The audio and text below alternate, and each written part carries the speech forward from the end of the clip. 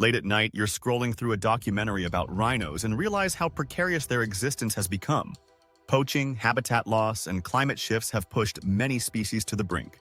In the past, conservationists relied on boots-on-the-ground methods, rangers patrolling dangerous terrain, scientists painstakingly cataloging footprints, and volunteers spending years compiling field data. Now, artificial intelligence is breathing new life into wildlife conservation efforts.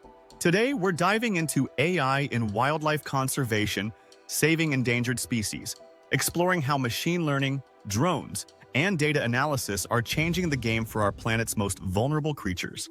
If you're moved by these technological strides in preserving biodiversity, please consider subscribing.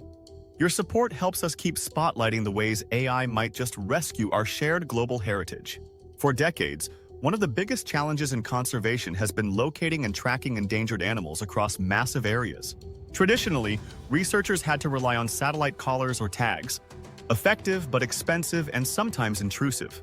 That's where drone technology and AI-powered image recognition step in. In places like Africa's savannas, drones can sweep across large regions daily, capturing high-resolution footage.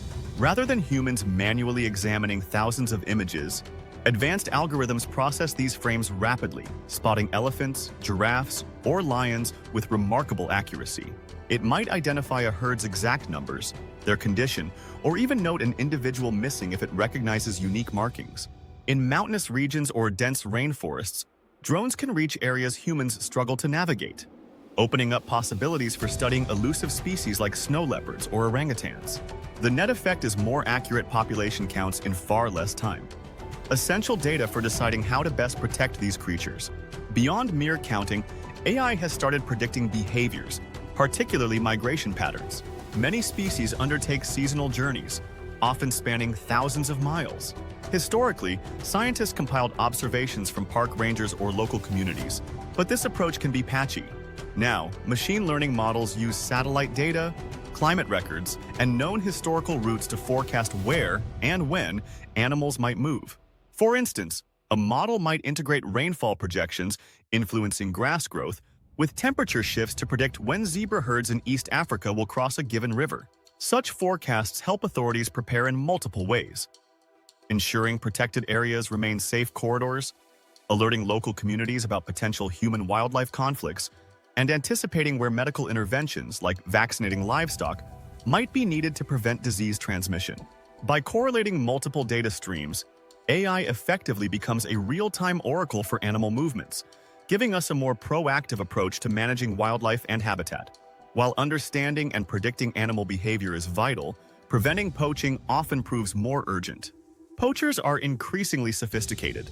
They use night vision scopes, GPS, and sometimes even drones themselves. The fight against illegal hunting demands an equally cutting-edge response. Some wildlife reserves now employ AI-driven surveillance. Arrays of hidden cameras track motion, and whenever the system detects human forms in unauthorized zones, especially if it spots weapons, it automatically alerts rangers. These cameras can run 24/7 without coffee breaks or morale issues, scanning for suspicious activity across hundreds of acres. In addition, acoustic sensors can pick up gunshots or vehicle engines at odd hours, and the AI filters out ambient jungle or savanna noises, drastically cutting false alarms. Coupled with drone patrols equipped with infrared cameras, these systems turn once vulnerable preserves into monitored spaces, dramatically reducing poaching incidents. Many credit these AI-infused strategies with substantial drops in the illegal killing of species like elephants and rhinos, whose tusks and horns fetch astronomical sums on the black market. It's not just about big, charismatic animals. AI also plays a role in protecting smaller, lesser-known species that are critical for ecosystem health, like certain frogs, insects, or rare birds. Machine learning classifiers can identify them by unique calls or subtle color patterns on camera traps. These creatures may lack the star power of gorillas or tigers, but they're often keystone species whose decline signals trouble for entire ecosystems. By automatically sifting through hours of field recordings and camera data, AI spares researchers a tedious manual review. That frees scientists to focus on analyzing trends, working on restoration plans, or lobbying for habitat protection. In places like the Amazon rainforest, where deforestation can swallow entire habitats rapidly, Every hour saved in data analysis matters immensely. Interestingly, AI's involvement goes beyond direct animal observation. It can also be harnessed to predict changes in habitat. For instance, algorithms that integrate satellite imagery of forests, temperature logs, and rainfall data can reveal early signs of desertification or the spread of invasive species. This knowledge can be invaluable for planning reforestation or implementing controlled burns, actions that maintain a balance in ecosystems. In coastal regions, AI tools scrutinize coral reef health, detecting bleaching events at an early stage and facilitating more targeted interventions. The end goal is the same across all environments: to ensure that wildlife retains a resilient home, preserving both biodiversity and the ecological services these creatures provide, like pollination or seed dispersal. Yet, as with any technology, challenges emerge. A major issue is the potential for misuse. If systems designed to track animals fall into the wrong hands, poachers could conceivably invert the technology to locate high-value targets more efficiently. That's why many conservation programs guard their data with strong security measures, ensuring real-time location info doesn't leak. Another concern is the digital divide. Not every conservation area can afford fancy drones or robust AI analytics. Wealthier nations or well-funded NGOs might deploy advanced solutions, while smaller reserves without deep pockets remain stuck in older methods. The risk is that certain habitats and species receive cutting-edge protection, while others are left behind, exacerbating the unevenness in global conservation efforts. Another ethical quandary revolves around privacy and local communities.